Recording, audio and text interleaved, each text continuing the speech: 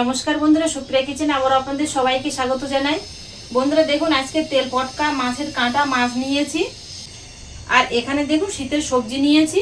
এগুলো দিয়ে আজকে মাছের তেল পটকার স্বয়ংবর রেসিপি আপনাদের সাথে শেয়ার করব। তো প্লিজ বন্ধুরা, আপনারা পুরো ভিডিওটা প্রথম থেকে শেষ পর্যন্ত দেখবেন, আশা করছি আপনাদের ভালো লাগবে।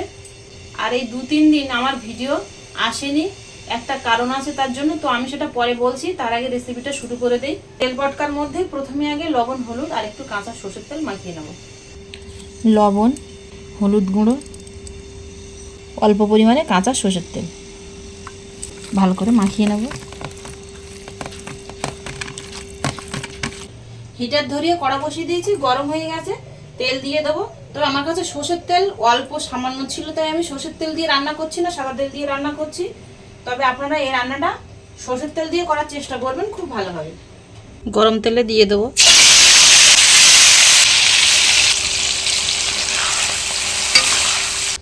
ভাজতে ভাজতে এই সাইডে সবজিগুলো কেটে নেব। এখানে নিয়েছি বেগুন, আলু, শিম আর পুঁই শাকের ডিম। শীতের সময় পুঁই শাকের মিটুলিটা পাওয়া যায়, তাই আমি পুঁই শাকের মিটুলিটা এর সঙ্গে নিয়েছি। তবে আপনারা পুঁই শাকের মিটুলিটা বাদ দিয়ে শুধু বেগুন, শিম, আলু দিয়ে রান্নাটা করবেন। শিমগুলো ছোট ছোট, তো ওই জন্য আমি আর দুচালা করে নি, দু সাইড দিয়ে ছাড়িয়ে আঁশগুলো বের করে নিয়েছি।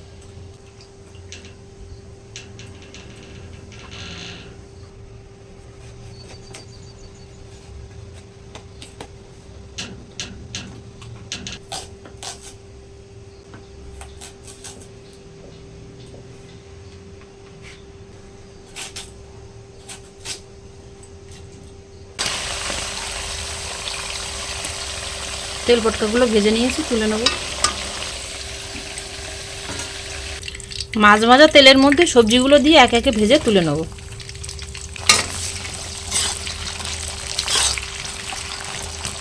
সামান্য একটু করে লবণ দিয়ে ভেজে নেব, তাহলে সবজিগুলো ভাজতে ভাজতেই 80-90% মতো সেদ্ধ হয়ে যাবে।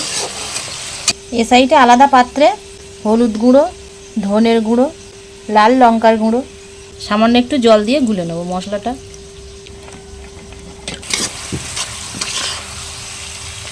শিমগুলো ঠিক এরকম করে ভেজে নিয়েছি দেখুন। আর শিমগুলো কিন্তু এই দেখুন 90% মতো প্রায় সেদ্ধ হয়ে গেছে। শিমগুলো তুলে নেব।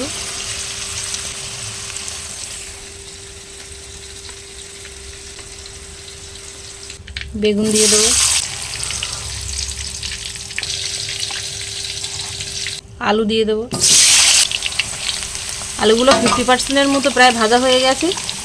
এর মধ্যে পুঁই শাকের মিটুলিগুলো দিয়ে দেবো।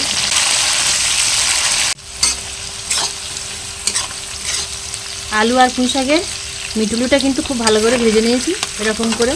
দেখুন লাল হয়ে গেছে, 90% কিন্তু সেদ্ধও হয়ে গেছে এটাও।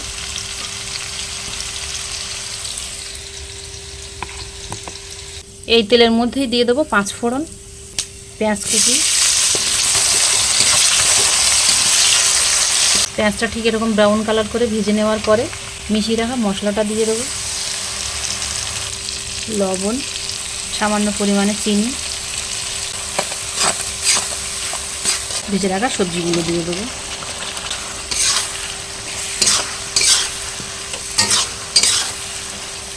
ভেজে রাখা তেল পটকাগুলো দিয়ে দেবো।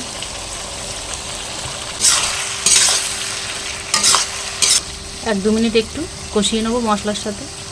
এই কদিন কোনো কিছু বাজার ছিল না, সেই জন্য আর আপনাদের সাথে কোনো রেসিপি শেয়ার করতে পারিনি। আমাদের গ্রাম না যে পুকুরের মাছ ধরবো আর বাগান থেকে সবজি তুলবো, আর কাছে একটাও টাকা পয়সা নেই যে বাজার থেকে কিনে আনবো। একজনের কাছে হাওলা করে আমি বাজার থেকে মাছের তেল পটকাটা কিনে এনেছি।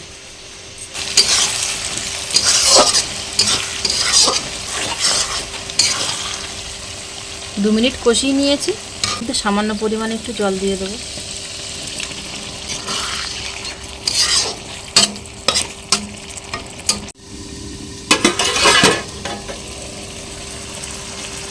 জল দেওয়ার পরে মিনিটখানিক চাপা দিয়ে রেখে দিয়েছিলাম। তেল পটকার স্বয়ংবরটা কিন্তু হয়ে গেছে দেখুন। এবার নামিয়ে নেব।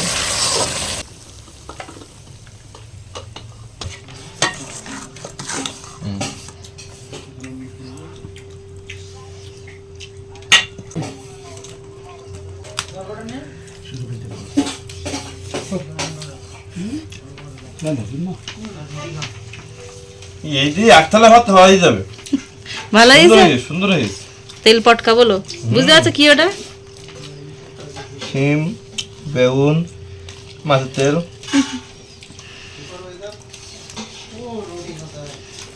সুন্দর হয়েছে বন্ধুরা, আপনারা বাড়িতে বানিয়ে খাবেন, একটুখানি নিয়ে অনেক ভাত খাওয়াই যাবে।